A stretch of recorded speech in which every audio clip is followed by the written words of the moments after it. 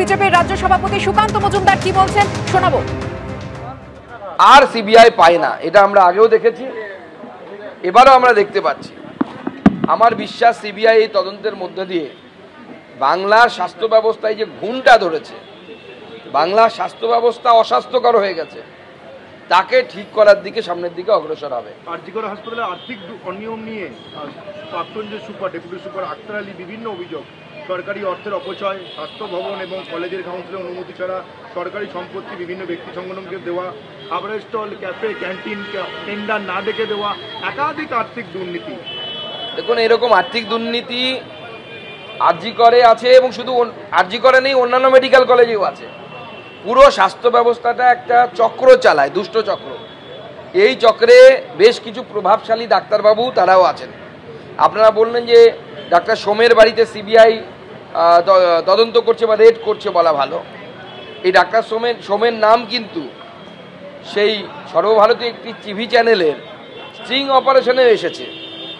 আরজিকরেরই মহিলা ডাক্তার যিনি পোস্টমর্টম টিমের অংশ ছিলেন, তিনি ডক্টর সোমের নাম বলেছেন, কারণ তারা বসে একসাথে মিটিং করে, এবং এই ডক্টর সোম হচ্ছে ডক্টর ঘোষের মুখ্য বুদ্ধিদাতা বা উপদেষ্টা বলা ভালো।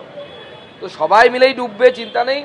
আমরা চাইছি, আমরা বাংলার মানুষ দেখতে চাইছে কবে বাংলার স্বাস্থ্যমন্ত্রীর বাড়িতে সিবিআই ঢুকে এইভাবে রেড করবে।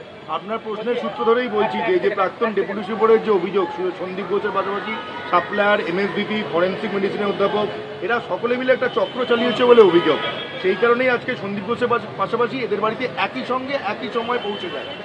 দেখুন, যারা যারা যুক্ত দুর্নীতিতে এবং চক্র চালানোতে, তাদের সবার বাড়িতে সিবিআই পৌঁছবে, এটাই তো স্বাভাবিক।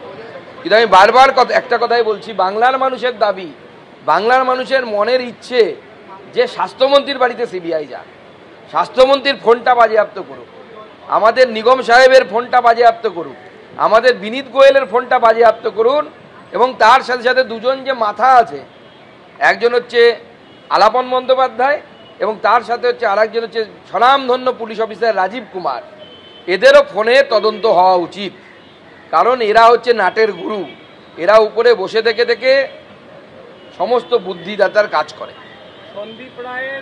সন্দীপ ঘোষের বাড়ির সামনে একেবারে নাটক, 1 ঘন্টা করে দরজা খুললেন সন্দীপ ঘোষ, তথ্য লুকালেন না কি করলেন? এই 1 ঘন্টায় তিনি কার কার সাথে ফোনে কথা বলেছেন তদন্ত হওয়া উচিত, কার কাছে ফোন গেছিল তার কাছ থেকে, এবং তার সাথে সাথে সিবিআইয়ের চেষ্টা করা উচিত তার পলিগ্রাফিক টেস্ট হোক, নার্কো অ্যানালাইসিস হোক, করে জানার চেষ্টা করা যে 1 ঘন্টা উনি কি করছিলেন, কোথায় লুকিয়েছিলেন, বাথরুমে বসেছিলেন নাকি রান্নাঘরে লুকিয়েছিলেন। আপনারা বারবার অভিযোগ করছেন যে চাপ দিয়ে পোস্টমর্টেম রিপোর্ট বদলানো হয়, আরজিকরের ক্ষেত্রেও কি এই ধরনের আশঙ্কা থাকছে?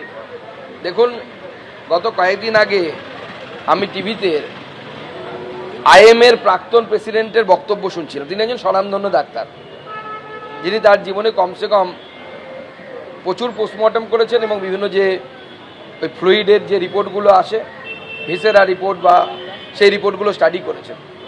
তিনি পরিষ্কার বলে দিয়েছেন যে রিপোর্ট দেখতে পাওয়া যাচ্ছে, সেই রিপোর্ট যদি সত্যি হয়, এই রিপোর্ট একজন অনারিকে দিয়ে তৈরি করা, প্রচুর ভেগ টার্ম এর মধ্যে রাখা হয়েছে। ভালো উকিল হলে তিনি যে কোনো মুহূর্তে সেই শব্দগুলোকে ব্যবহার করে বাইপাস করে চলে যাবেন। তো একজন সর্বভারতীয় স্তরের ডাক্তার সংগঠনের মাথা, যার ভাস্ট এক্সপিরিয়েন্স আছে, তিনি যখন এই ধরনের কথা বলছেন, তার বক্তব্য আমি শুনলাম, তো পরিষ্কার বোঝা যাচ্ছে যে পুরো প্ল্যান ফুলি করা এবং বুদ্ধি দিয়ে করা। কার বুদ্ধিতে হয়েছে এবং সেটা বের করতে হবে।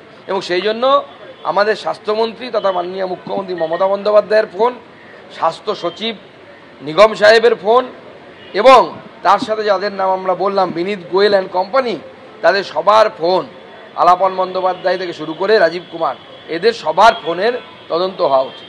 West Bengal police medical evidence সহ বিভিন্ন এভিডেন্স লোপাট হয়েছে, সেই জায়গায় দাঁড়িয়ে কেন্দ্রীয় তদন্তকারী সংস্থা তদন্ত করছে, সেক্ষেত্রে তদন্ত প্রক্রিয়া সিবিআই বেশ কয়েকদিন দিচ্ছে, এখনো পর্যন্ত সিবিআই সেগুলো খুঁজে পাচ্ছে না, কি করতে হবে তাদের? দেখুন, গত কয়েকদিন আগে যখন সুপ্রিম কোর্টে কেস চলছিল, তখন আমাদের তরফ থেকে তুষার মেহতা সাহেব, যিনি সিবিআই, আমাদের বলতে সিবিআই সরকার, কেন্দ্র সরকারের তরফ থেকে, সিবিআইয়ের তরফ থেকে, কেন্দ্র সরকারের তরফ থেকে সলিসিটর জেনারেল অ্যাডভোকেট তুষার মেহতা সাহেব বলেছেন তো যে 5 দিন পরে আমরা কেসটা পেয়েছি।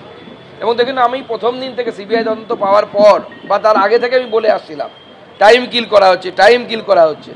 এবং আপনারা পশ্চিমবঙ্গে দেখুন, যে মামলাগুলো সিবিআই পুলিশের কাছ থেকে পেয়েছে আর যে মামলাগুলো সরাসরি সিবিআই কোর্টের মাধ্যমে পেয়েছে, দুটোর রেজাল্ট আলাদা। কারণ পশ্চিমবঙ্গ পুলিশের স্পেশালাইজ ব্রাঞ্চ আছে, যেমন এখন মেডিকেল কলেজগুলোতে নিউরো মেডিসিন, অর্থো নিউরো বিভিন্ন স্পেশালাইজেশন হয়, সেরকম পশ্চিমবঙ্গ পুলিশের স্পেশাল একটা টিমই আছে, স্পেশাল একটা স্পেশালাইজেশনের আছে, সাবজেক্ট আছে, কিভাবে তথ্য প্রমাণ লোপাট করতে হয়। এর মাথা হচ্ছে আপাতত বিনীত গোয়েল, আর তার সুপারভাইজার হচ্ছে রাজীব কুমার, যিনি লাল ডায়েরি হাফেজ করেছিলেন। আর এই বিনীত গোয়েল কামদুনি কেসে সব অপরাধী যারা যাবজ্জীবন হয়েছিল, তাদেরকে ফাঁসি হয়েছিল, তাদেরকে অ্যাকুইটাল করতে অর্থাৎ বেরিয়ে যেতে সাহায্য করেছিলেন।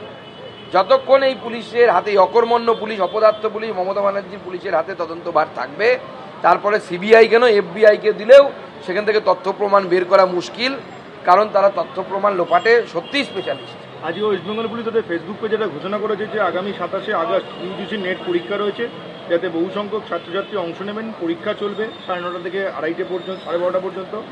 ঘটনাচক্রে পশ্চিমবঙ্গে ছাত্র সমাজ নামে একটি গোষ্ঠী ওই দিনই নবান্ন অভিযানে ডাক দিয়েছে। আমাদের আশঙ্কা এই কর্মসূচির মধ্যে নিট পরীক্ষার্থীদের যাতে কোনো অসুবিধা না পড়েন, আমরা দেখব বিষয়টা, নির্বিঘ্নে পরীক্ষা পৌঁছে দেবো। দেখুন, ছাত্র সমাজ অরাজনৈতিকভাবে এই আন্দোলনের ডাক দিয়েছে। যেহেতু ছাত্র সমাজের আন্দোলন, নিশ্চয়ই তারা বাকি যে ছাত্র সমাজ, যদিও খুব কয়েকটি সাবজেক্টেরই পরীক্ষা সেদিন আছে, উড়িয়া থেকে শুরু করে সাঁওতালি থেকে শুরু করে এরকম ল্যাঙ্গুয়েজ গ্রুপের পরীক্ষা আছে, যতদূর আমার কাছে যে রিপোর্টটা আছে। সকালবেলা খুব 3-4টে সাবজেক্টের পরীক্ষা আছে, আর সেকেন্ড হাফে 6-7টা সাবজেক্টের পরীক্ষা আছে। খুব বেশি সংখ্যায় ছাত্রছাত্রী হবে বলে আমার মনে হয় না।